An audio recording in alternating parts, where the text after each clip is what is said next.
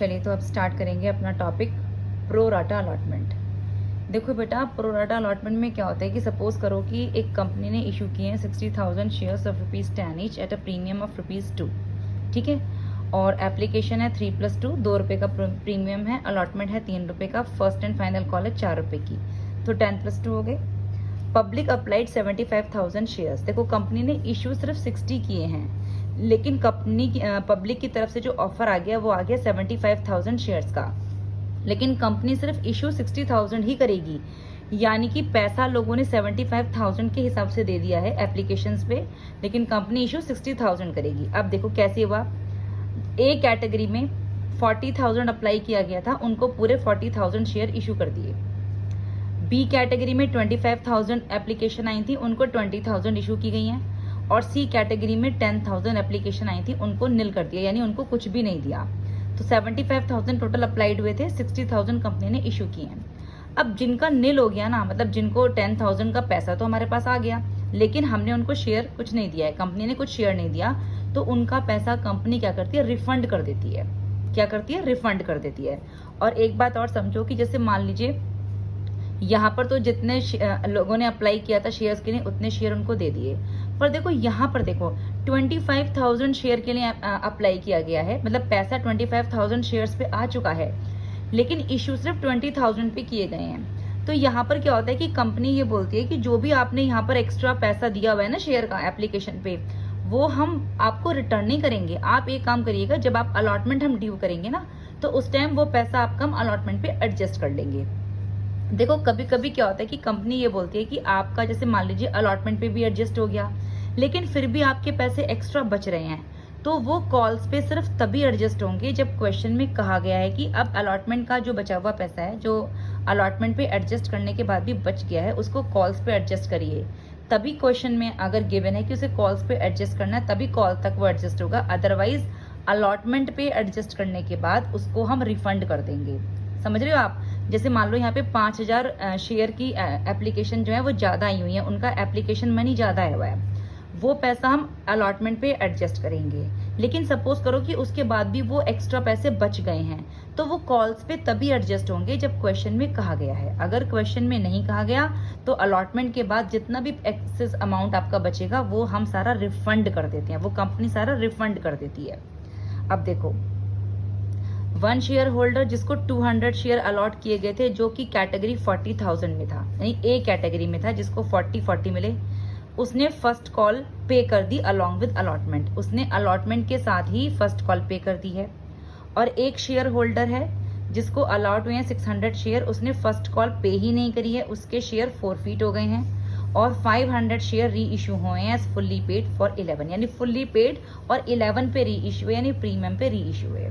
ठीक है, तो क्वेश्चन समझ में आया आपको कि 75,000 की एप्लीकेशन आई, 60,000 अलॉट हुए हैं, 40,000 एप्लीकेशन वालों को पूरे 40,000 इशू कर दिए, 25 वालों को 20 करे हैं, 10,000 वालों को कुछ भी नहीं करा, उनका पैसा वापस रिफंड हो जाएगा। जिन्होंने एक्स्ट्रा पैसे दे दिए एप्लीकेशन पे, उनका पैसा अलॉटमेंट पे एडजस्ट हो जाएगा, कि कंपनी वापस नहीं करेगी, अलॉटमेंट पे एडजस्ट करेगी। देखो एप्लीकेशन कितने की भी आई एक्स्ट्रा, 75,000 की एक्स्ट्रा आई है, लेकिन कंपनी इशू सिर्फ 60,000 ही करेगी, यानी पैसा एप्लीकेशन पे 75,000 का आएगा, लेकिन क्वेश्चन बाद में सारा 60,000 से ही चलेगा, क्योंकि कंपनी इशू सिर्फ 60,000 ही कर रही है। चलिए, तो सबसे पहले आप देखो कि हमें एप्लीकेशन की एंट्री करनी होती है जिसमें हमारा पैसा आता है। तो देखो पैसा कितना आया एप्लीकेशन पे, पैसा तो 75,000 रुपीज, 75,000 शेयर का आया है ना, तो 75,000 इंटू 5। ठीक है, देखो बेटा, bank account debit to share application, 75,000 की एप्लीकेशन आ गई थी और एप्लीकेशन पे है 3+2 5, यानी इंटू 5। तो bank account debit to share application 75,000 into 5, 3,75,000, 3,75,000। अब देखो इसकी बैंक कैपिटल वाली entry, share application account debit 3,75,000 था, लेकिन मैंने बताया था कि सिर्फ पैसा इतना आएगा, क्वेश्चन हमारा 60,000 से ही चलेगा, क्योंकि कंपनी इश्यू 60,000 ही करेगी। पैसा 75,000 के हिसाब से आया, मतलब पब्लिक ने पैसा 75,000 शेयर के हिसाब से दे दिया है, लेकिन अब कंपनी 60,000 शेयर ही अलॉट कर रही है। तो देखो, तो उन्होंने शेयर कैपिटल पे 60,000 रुपीज से अलॉट करे, तो कितने थे, 60,000 इंटू 3, एप्लीकेशन पे ₹3, तो 3 रुपये के हिसाब से आ जाएगा ये 1,80,000। टू सिक्योरिटी प्रीमियम 2 रुपये का है, देखो 2 रुपये का सिक्योरिटी प्रीमियम है, तो 60,000 इंटू 2 1,20,000। अब देखो 10,000 वालों को उसने कुछ भी नहीं दिया है, कुछ भी नहीं दिया ना, नील कर दिया, तो यहाँ पर उनके पैसे वापस हो जाएंगे 10,000 इंटू एप्लीकेशन के पैसे जो उनके आ रखे थे 5 रुपये पे, मतलब एप्लीकेशन 5 रुपये का है, उन्होंने 10,000 रुपये एप्लीकेशन पे 5 रुपये के हिसाब से दे रखे थे, लेकिन उनको शेयर नहीं मिला, तो आप इनके पैसे वापस कर दो। तो 10,000 इंटू 5, 10,000 इंटू 5 टू बैंक, देखो ये रिफंड है, to bank entry for applied by C category 10,000 because he got nothing, no share, so company refund is application money. 5 रुपये उन्होंने एप्लीकेशन के हिसाब से दे दिए थे, लेकिन अब हम उनको नहीं दे रहे हैं शेयर, तो ये पैसा हम रिफंड कर देंगे। 10,000 इंटू 5 टू बैंक 50,000। अब देखो एक्स्ट्रा पैसे हमारे पास कितने आए हैं, ये 3,75,000 का था ना। अब इसमें से अगर आप ये सारी चीजें माइनस करोगे तो जो एक्सेस अमाउंट एप्लीकेशन पे आया है वो आया है शेयर, वो आया 25,000। अब ये जो 25,000 एक्सेस आया है ये कंपनी वापस नहीं करती है, वो ये कहती है कि ये जितना भी अमाउंट एक्सेस है ना, ये आप अलॉटमेंट पे मत देना हमें, ठीक है। तो यहाँ पर टू शेयर अलॉटमेंट हम लिख देंगे। अब देखो ये 25,000 आया कैसे है, देखो बी कैटेगरी भी देख लो, बी कैटेगरी में अप्लाइड में 25,000, तो 25,000 की एप्लीकेशन 5 रुपये के हिसाब से कितनी आई थी, 25,000 इंटू 5 1,25,000 ये एप्लीकेशन मनी आया, लेकिन हमने उनको पैसे शेयर सिर्फ 20,000 दिए हैं, तो 20,000 इंटू 5 एप्लीकेशन मनी आती है ना, ये सबसे पहले 25,000 इंटू 5 एप्लीकेशन के हिसाब से 1,25,000 आया। हम उनको सिर्फ 20,000 दे रहे हैं एप्लीकेशन पे, तो 20,000 दे रहे हैं तो 5 रुपये, तो 1,25,000 के पैसे आए हुए थे, हमने 1 लाख रुपए दिए, तो ये 25,000 रुपये हमारे एक्स्ट्रा आए हैं इस बी कैटेगरी में। तो ये 25,000 बेटा वो है जो एक्स्ट्रा मनी हमारी आई है, ये कंपनी एडजस्ट करेगी 25,000 at the time of due of allotment. आई बात समझ में? देखो 25,000 वालों को 20,000 वाले शेयर इशू करे गए, 25,000 वालों ने 5 रुपये के हिसाब से पैसे दे दिए थे, 25,000 वालों ने 5 रुपये के हिसाब से पैसे दे दिए थे, पर कंपनी ने उनको सिर्फ 20,000 दिए हैं, तो 20,000 इंटू 5 यानी कंपनी ने 1,20,000 शेयर दिए थे 1 लाख रुपए के हिसाब से, टोटल उनका 25,000 रुपये एक्स्ट्रा आया है, जो कि अब कंपनी अलॉटमेंट पे एडजस्ट करेगी to share allotment excess amount 25,000। अब आई बात समझ में?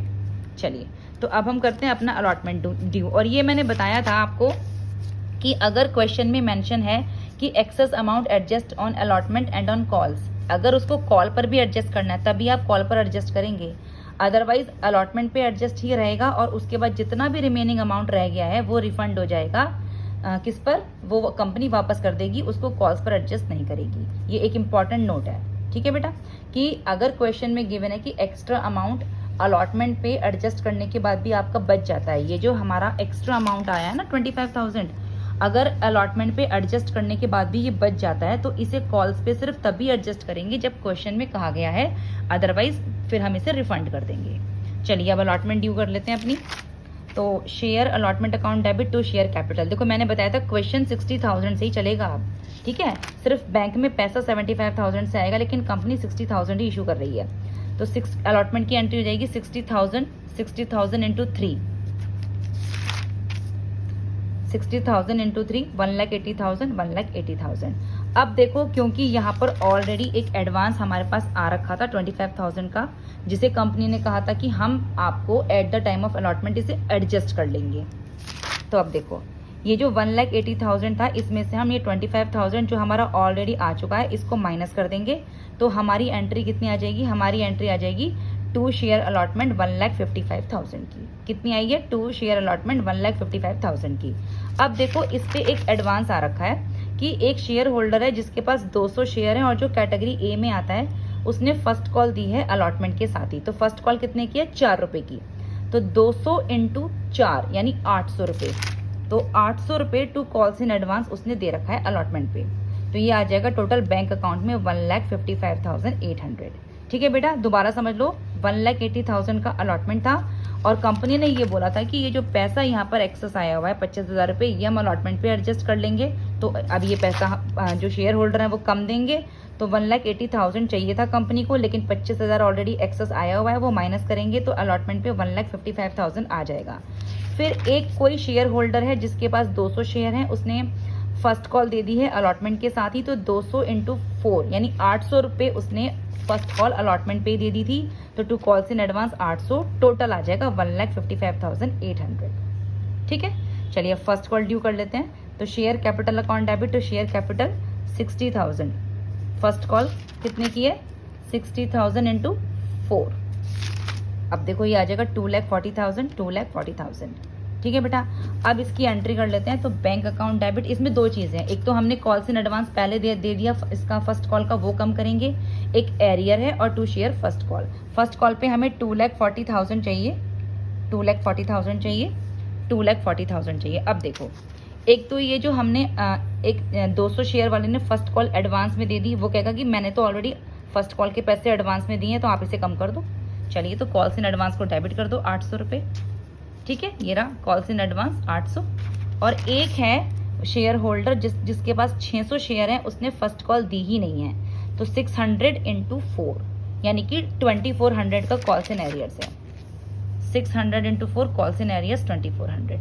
ठीक है, एक तो ये जो एडवांस था जो फर्स्ट कॉल का अलॉटमेंट पे दे दिया, ये हम कम करेंगे क्योंकि बाद में शेयर होल्डर इसे देंगे नहीं कि भाई हमने तो पहले ही पे किया हुआ है, तो ये हमने डेबिट किया है। एक हमारा कॉल्स इन एरियर्स डेबिट हुआ। तो अब हमारी जो बैलेंसिंग अमाउंट आई है बैंक अकाउंट, वो है 2,36,800।